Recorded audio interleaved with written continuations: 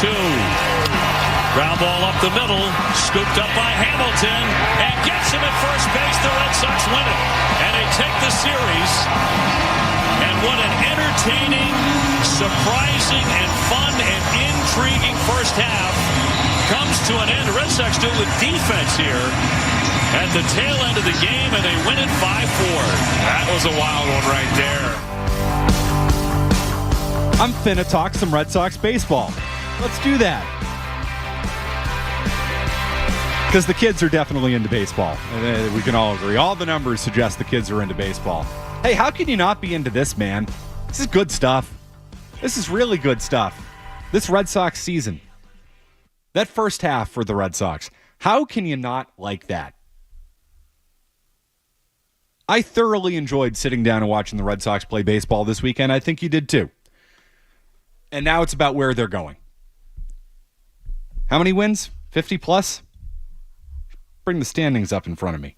I got the under for the Red Sox this year. That's not going to hit. I didn't see this coming. You didn't see this coming. Probably nobody saw this coming. 53 wins at the break for the Red Sox. 53 and 42. They're 11 games over 500. 2 games in the clear of a playoff spot. Didn't see it coming. It's been great. And now they're going to add. That's the story. That's where we lead off tonight on the Baseball Hour. It's McCarthy in for Maz all week. To give you fair warning on that. We got phone lines open at 617-779-0985. I found myself celebrating yesterday for a number of reasons. A great first half for the Red Sox, which you should celebrate. It's good stuff. But also, more importantly, based on what Craig Breslow said on the Nesson broadcast, it sounds like they're going to add. For weeks, the discussion has been about, when it comes to the Red Sox, are they going to add? Should they add? They're so reluctant to add. Well, Craig Breslow kind of finally answered that question yesterday. Yes, Jimmy, it sounds like they're going to add. The Red Sox with the best record in Major League Baseball, as you know, since the 19th of May at 30 and 18. Are you convinced this is a playoff team and the Red Sox have to add in the second half? Well, I think we first have to start with crediting the players on the field, the staff. But yeah, I think this team has put themselves in a position where we have to take them seriously, right? Like, the job that they have to do is win as many games as possible, and they're doing that, and they'll continue to do that. It's my hope, it's my expectation, and we need to be thinking about opportunities for us to improve the club.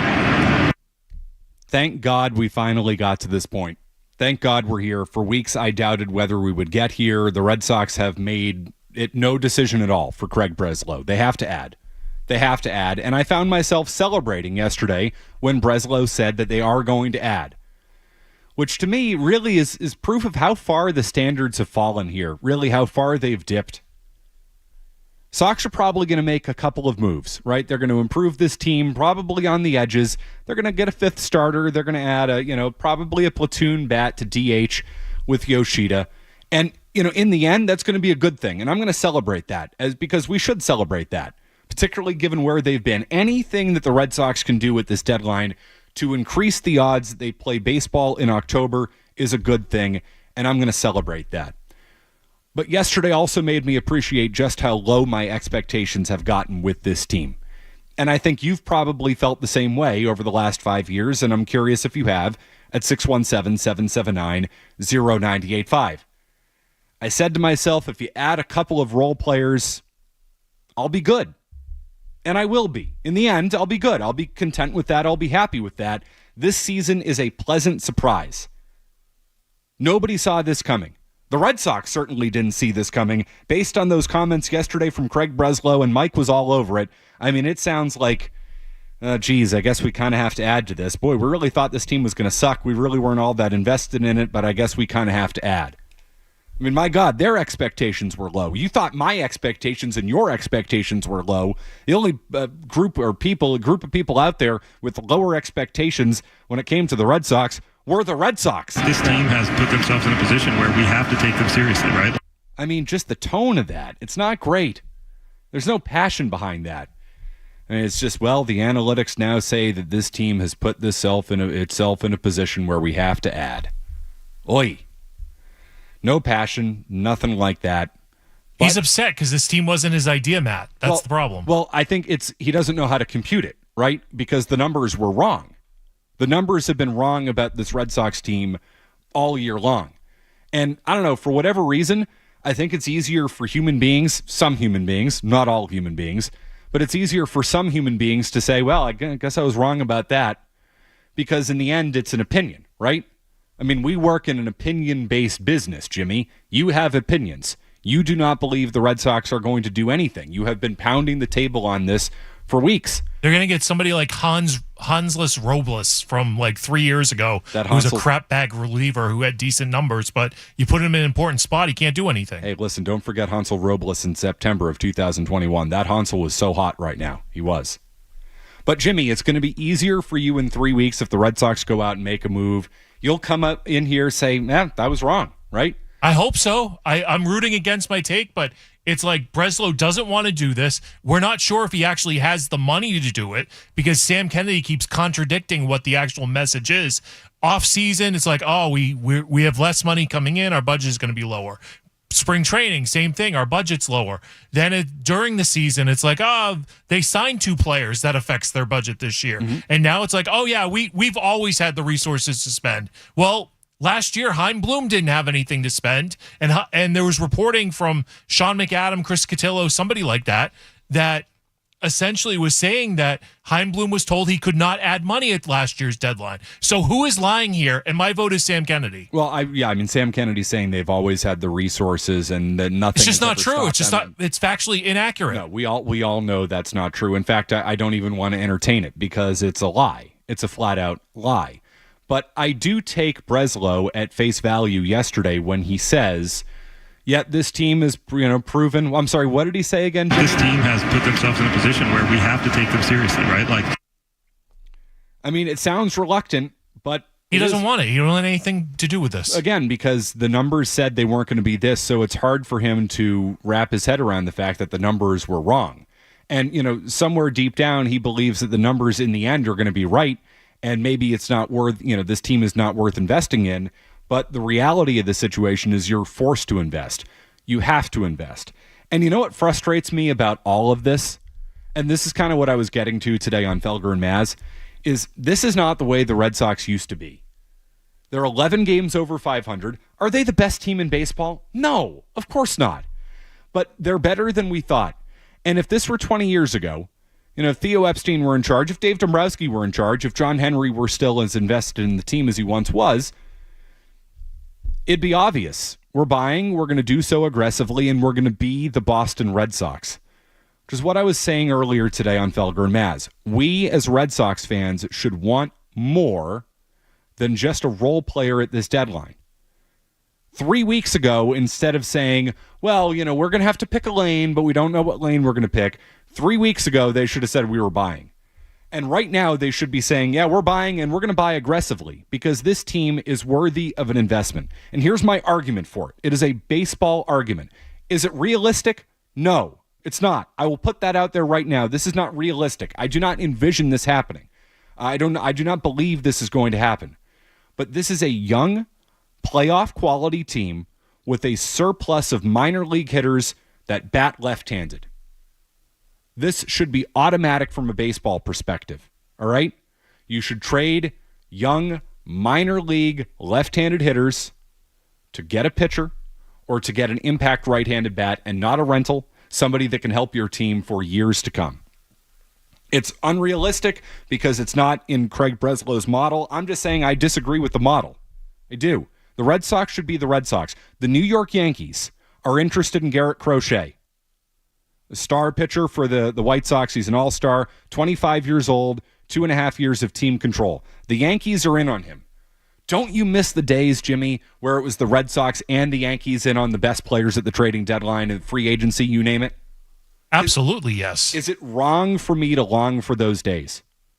No, not at all. Is it wrong for me to make the baseball argument that the Red Sox should trade one of their top 3 prospects, all of who hit left-handed, Marcelo Meyer, Roman Anthony, Kyle Teal? Is it wrong for me to suggest that the Red Sox should trade one of those top 3 for a starting pitcher who can help you this year and for years to come? It's wrong-ish because it's not likely to happen, but here's where it might be likely to happen. Those 3 guys, they're not Breslow prospects. They're not his prospects. They're not somebody that he that we know he liked in other organizations, anything like that. So if he sees a flaw in Mayer's swing, or he doesn't like how Kyle Teal receives the baseball, then he's more likely to move it because it's like, oh, it's not my prospect. I don't care. That happens a lot with GMs. They bring in their own people. These aren't my prospects. See you later. Yeah, I mean, it's a philosophical argument that I'm making. It's not an argument that's grounded in, anything that's likely to happen. But the Red Sox said to you yesterday they want to buy at the trading deadline, which is good news. And I'm happy we've gotten there. But the story is really how we've gotten there, and you had to kind of take them kind of kicking and screaming into this.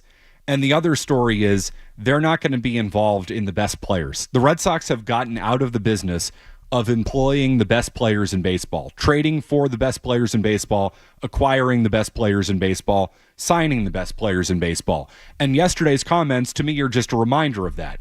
Yes, they're going to go out and add. Yes, that's a good thing. Yes, I'm excited about that. And I can make, realistic arguments for here's why you should trade for Nate Eovaldi. Here's why Brent Rooker's a good fit. Like guys that they probably are going to be in the market for.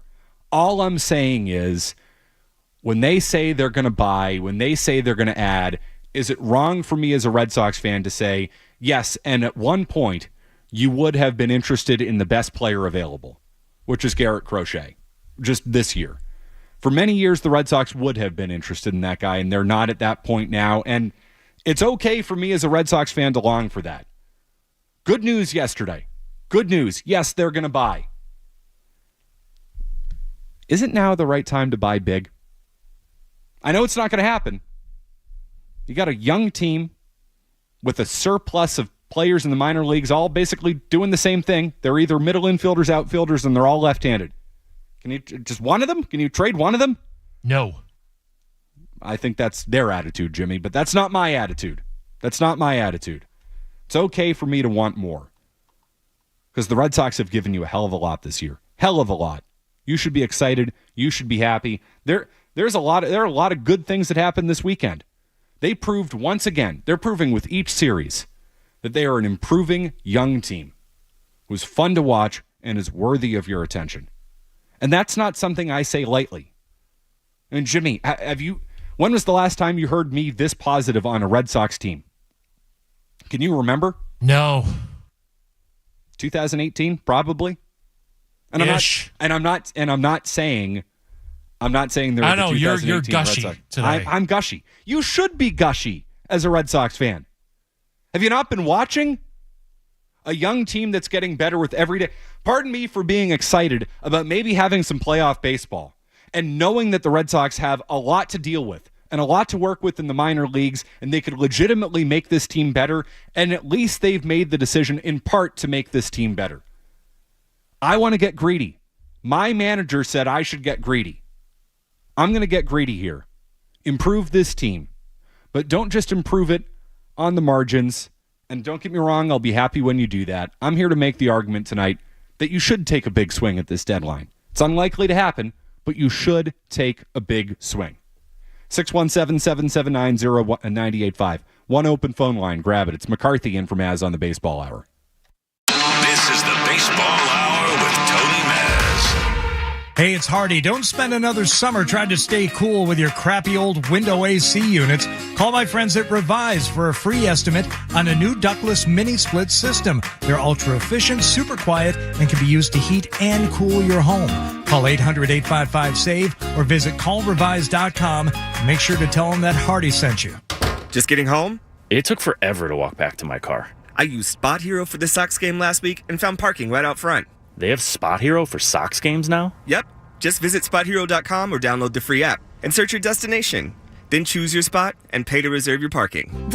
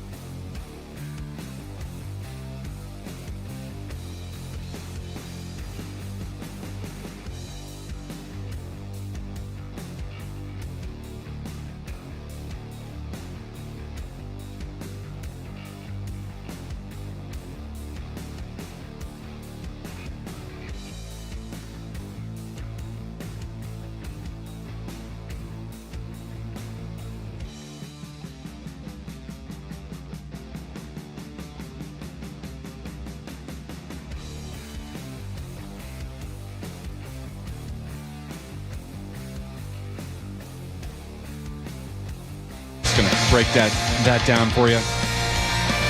McCarthy and for Maz. Did the Red Sox make that play in April? I don't know. Did the Red Sox make that play last year? They definitely don't. Young team, getting better. Man, Rafaela helps you whether he's at short or in center. I don't want to go all Marcus Smart on you, as Alex Barth suggested earlier, but he does make winning plays.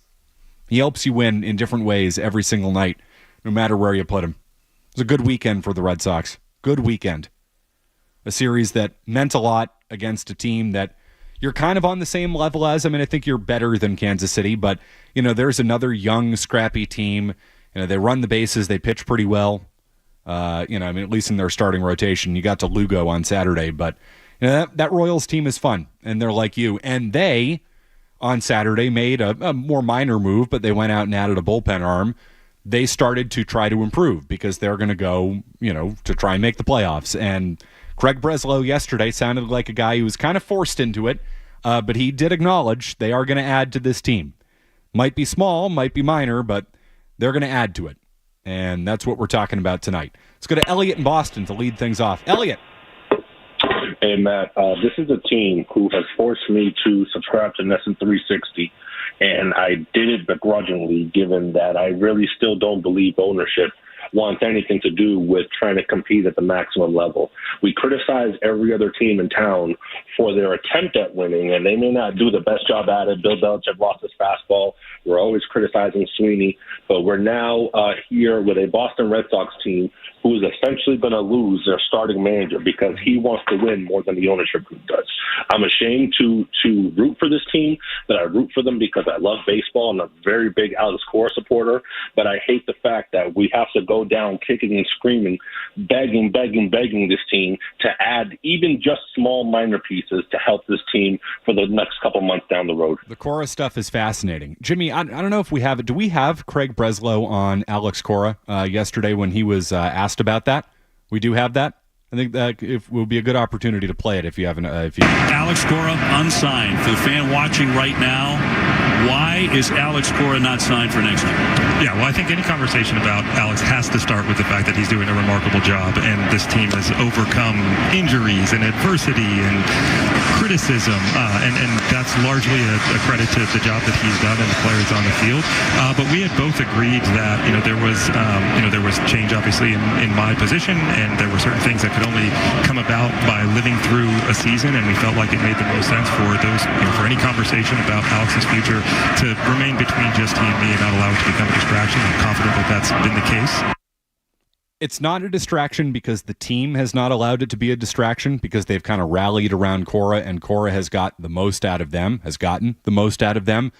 But it's a hell of a story, man. I mean, you're about to lose your manager who won a World Series for you in 2018, has been an excellent manager, is one of the best managers in baseball, and he's about to leave you. The Red Sox, managers don't leave the Red Sox. The Red Sox fire managers, and that's the way it's been forever. And Alex Cora is about to walk out the door. And by the way, don't believe them in October and November when Cora leaves and they act like, oh, no, we didn't want him. We actually offered him 5 years, $50 million. He said no to us. Yeah, no, you're right. He is saying no to them because he doesn't want to be here. I'm not going to believe the contract details they leak because that's going to make him look bad, and that's the intent of it. The reason Alex Cora wants to leave is because he does not believe in ownership and he does not believe in the general manager. That's it. And as a Red Sox fan, that's a really hard thing to swallow. And I think Cora wants a seat at the table because he had it great with Sugar Dave Dombrowski, where he'd go to Dave and say, hey, get me Steve Pearce, get me Nathan Eovaldi. And Dombrowski's like, yep, done. Easy enough. Bloom kind of shut him out. Despite what Sam Kennedy says, I don't think that Breslow and Cora have any type of relationship other than like they check in on statistical stuff, but that's about it. If Cora went to Craig Breslow and said, oh, you know what? I really want Pete Alonso, or I want Vlad Guerrero, or I even want somebody like Brett Rucker or Rocker, whatever his name is from the A's, a right-handed bat, I bet Breslow goes, I'm good. I got this. Don't worry about it. If I need something from you, like I'll take it under advisement. I'll ask you for your opinion. So I totally believe that, Jimmy, because Cora would not have gone so public in his let's get greedy comments if he did have that type of relationship with the general manager. Yes, he wants a seat at the table. And you might get a seat at the table with an older school general manager. You know, Dave Dombrowski is an old school guy, and he's going to say, all right, my manager wants something. If I can make it happen, I'm going to go out and do it. Whereas, the analytically driven guys say, what do you mean you want a seat at the table? You don't really make any decisions. You just follow the numbers. I'm not going to take anything you say under advisement. You're just the guy who executes the numbers in the game. That's it. That's your role. So with Breslow being from this mold, I can see why Cora would not want to be here and work for a general manager. What if the Phillies fall flat and they fire Rob Thompson? Isn't Alex Cora a perfect fit for that Phillies team? 100% yes. What if the Yankees continue to spiral the way that they are? And if you saw the way that game ended yesterday with Verdugo, holy crap. Yeah, I mean, Cora's a perfect fit there. How about the Dodgers? If they fall flat again with Dave Roberts and they need to go away a little bit from the analytically driven manager and have a manager with a little bit more feel and personality like Alex Cora.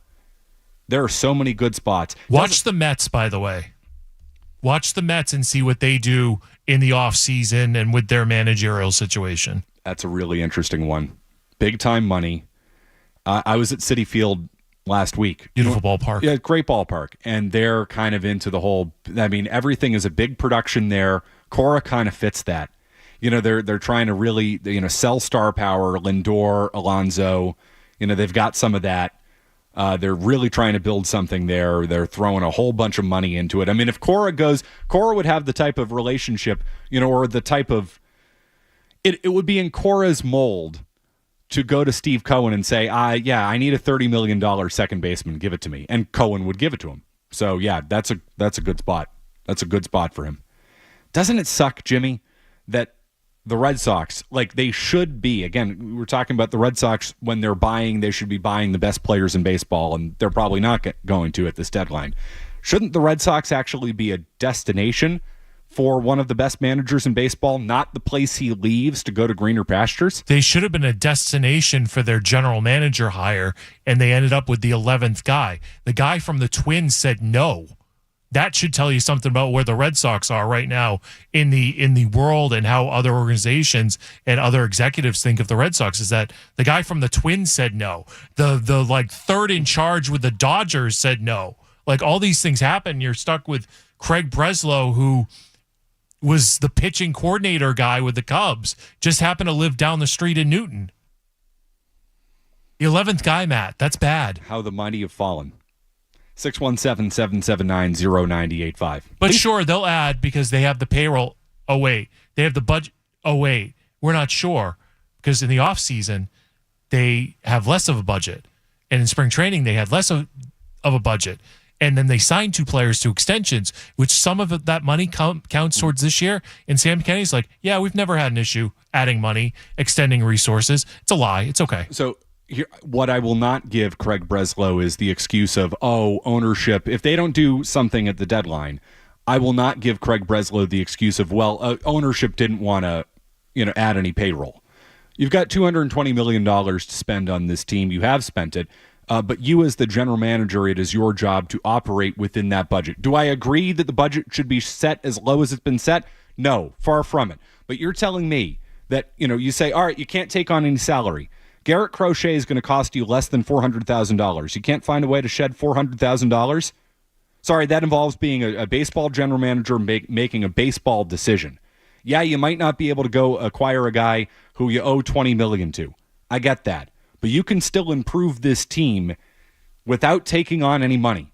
You should take on money, but I will not excuse anything away from Craig Breslow if they don't improve this team in some way, shape, or form. Well, the reality is, and Carabas said this last week on the Baseball Hour, that it's Sam Kennedy's decision. It's not Breslow's going to do what he's told because that's why he's here. And if Sam and John Henry say, yep, go add payroll, go make a trade, he's got to do it. Unless the deal doesn't make sense.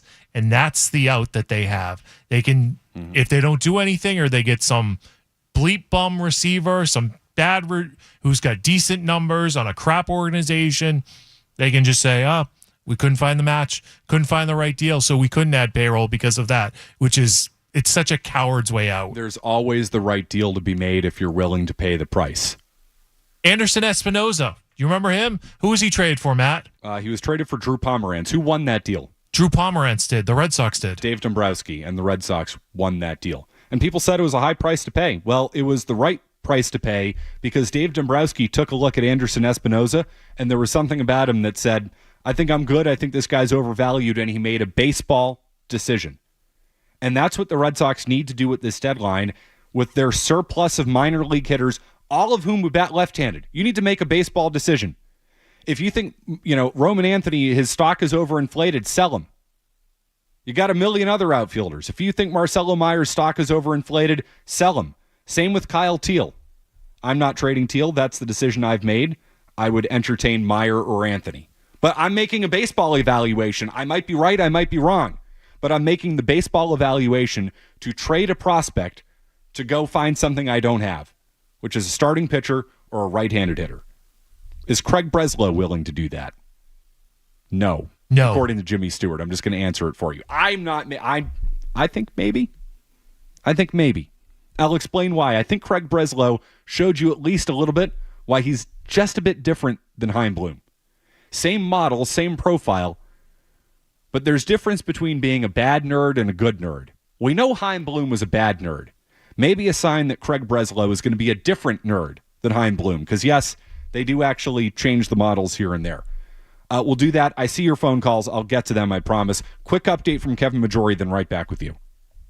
Sports Hub headlines.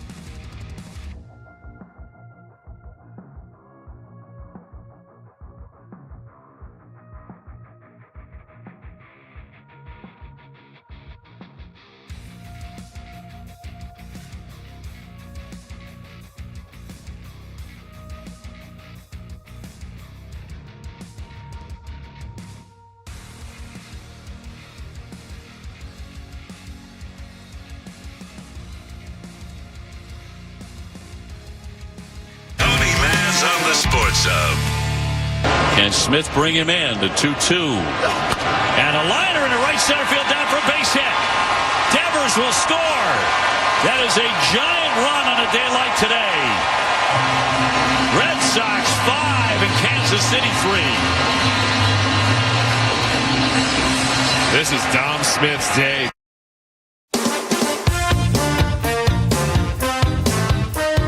Big weekend for Dom Smith. Not just yesterday. Big hit on Saturday, too. McCarthy in for Maz. And listen, I think a lot of the reaction to Craig Breslow going on NESN yesterday and saying that the team is going to add, has come with a healthy level of skepticism and cynicism. Like, okay, yeah, that's great, but boy, you really don't sound too interested in it. Or, yeah, okay, but what are you really going to do? How aggressive are you going to get? I've made the argument they should be more aggressive than perhaps people want them to be. I think I've laid out the baseball reasons why for that. If you missed it, it's on the podcast, both Felger and Maz and the Baseball Hour tonight. But in fairness to Craig Breslow, I think we should also point out the ways in which he is different from Chaim Bloom. Because it's easy for you, me, Felger, Jimmy, anybody, Maz, to come in here and say, same guy, same model, same mold, Yale-educated, nerd, analytically driven, clearly emotionless when it comes to the team. And just listen to him saying they're going to add yesterday. There's no emotion or conviction behind it. It's very analytical. It's very data-driven. There's nothing quite human about it. So it's fair for us to point out all these things. But I do think we should point out the ways in which he's different too, and I think those were highlighted this weekend. Like, Breslow might be a nerd, and he is a nerd, but we should not jump to the assumption that he's Chaim Bloom. Just because they're both nerds doesn't mean Breslow's going to be a bad nerd. Because Bloom was a bad nerd, not good at his job. A couple examples of that. One, Dom Smith. Jimmy, would Chaim Bloom have ever, in a million years, brought in a professional first baseman to replace Tristan Casas? I have my doubts. You should have your doubts. But didn't Chaim Bloom bring in Pablo Reyes because they had an issue at shortstop?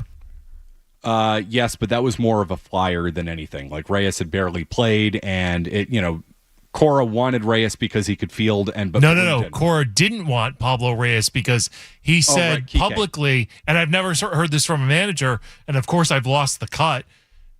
I don't think Pablo can play every day, so he did not want Pablo Reyes. You're right, because he was protecting Kike Hernandez at the time, which was a blind spot for Cora. I would say the history of Chaim Bloom, though, was, we need a right fielder. I just put Christian Arroyo out there. Or just put Bobby Dahlbeck there. We need a first baseman. You can teach Kyle Schwarber how to play first base. Like, that was kind of the Chaim Bloom experience. When Casas went down, Breslow immediately, within that week, went out and signed Garrett Cooper and Dominic Smith.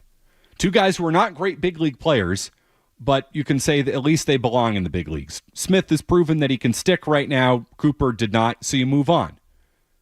Dom Smith is batting .270 over his last 100 plate appearances. Bloom never would have brought in a professional first baseman.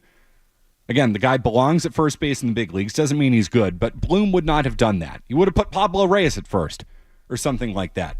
So that's example number one from the weekend as to how Breslow might be a little bit different from Bloom. So we should approach this deadline maybe a little bit with a little bit more optimism in Craig Breslow.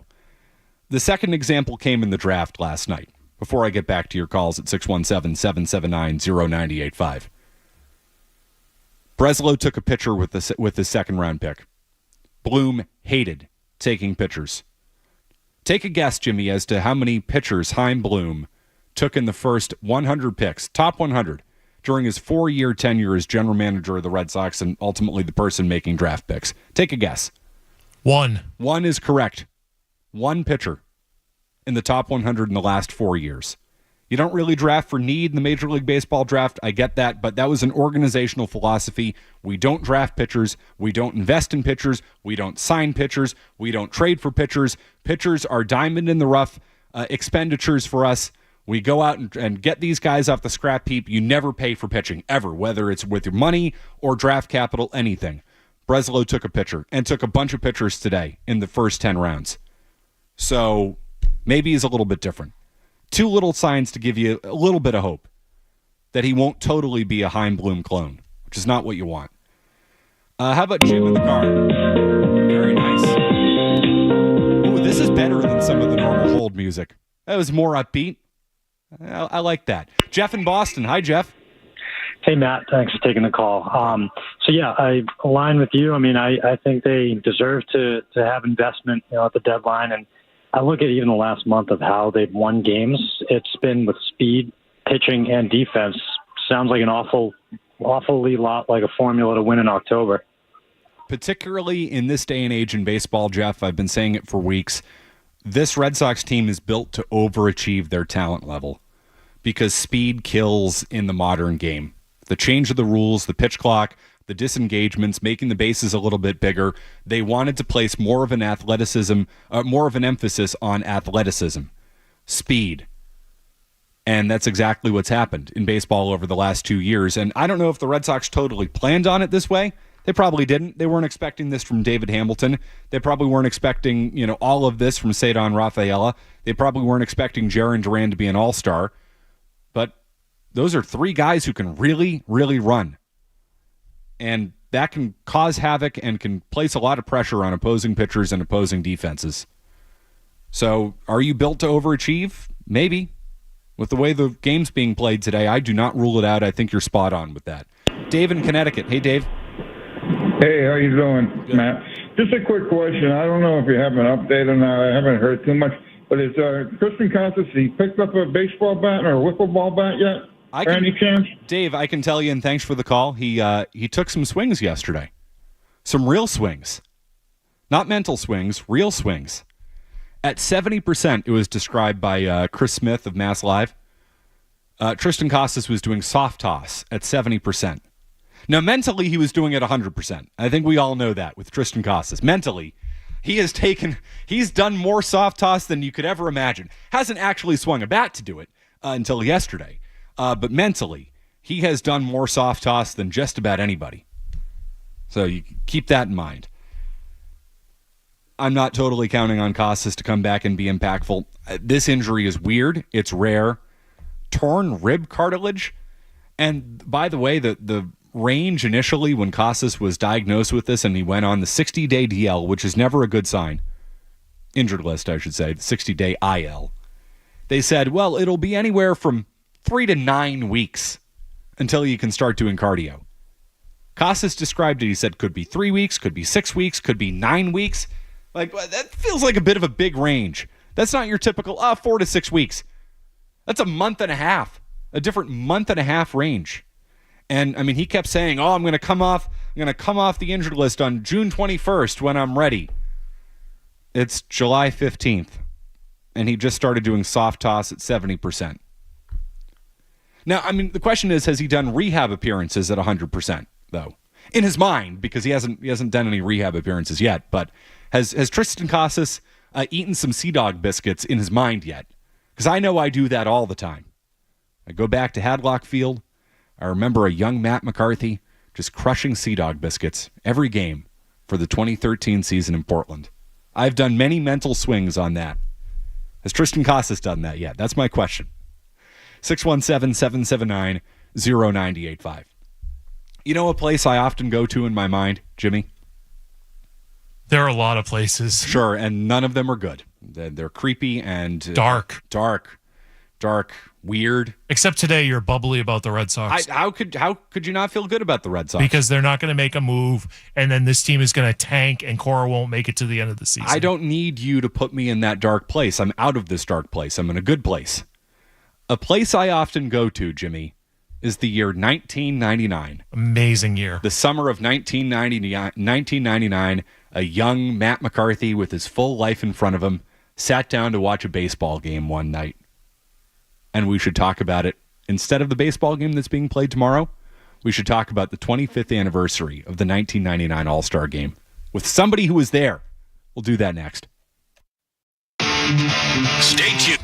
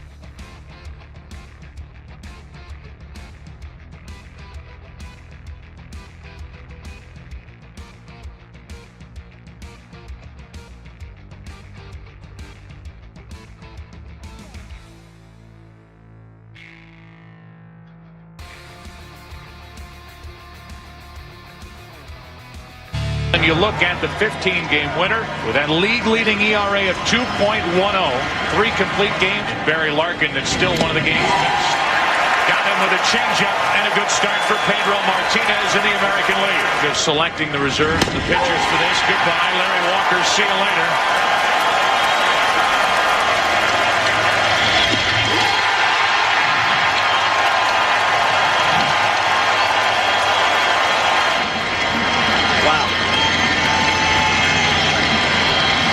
Stay tuned. Pedro doesn't look like he's losing anything. 4 in a row. 3 balls, 2 strikes on Bagwell. Runner goes, swing and a miss, struck him out, throw down. Williams is gone, strike him out, throw him out, double play. And Martinez has faced the minimum through 2. So long as I live, I will never forget the 1999 All-Star Game. 25 years ago, 2 nights ago. We hit the anniversary this weekend. July 13th, 1999.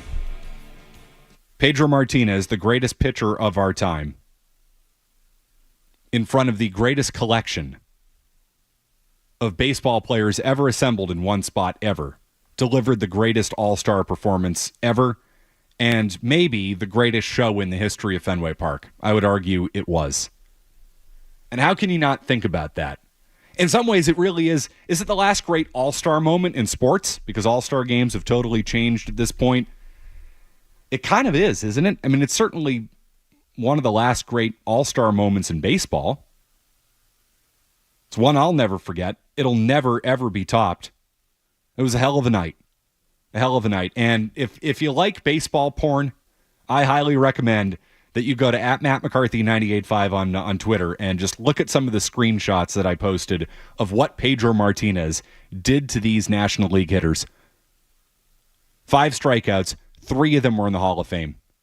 Larkin, Hall of Famer. Larry Walker, Hall of Famer. Jeff Bagwell, Hall of Famer. And the other 2 guys he struck out, McGuire and Sosa.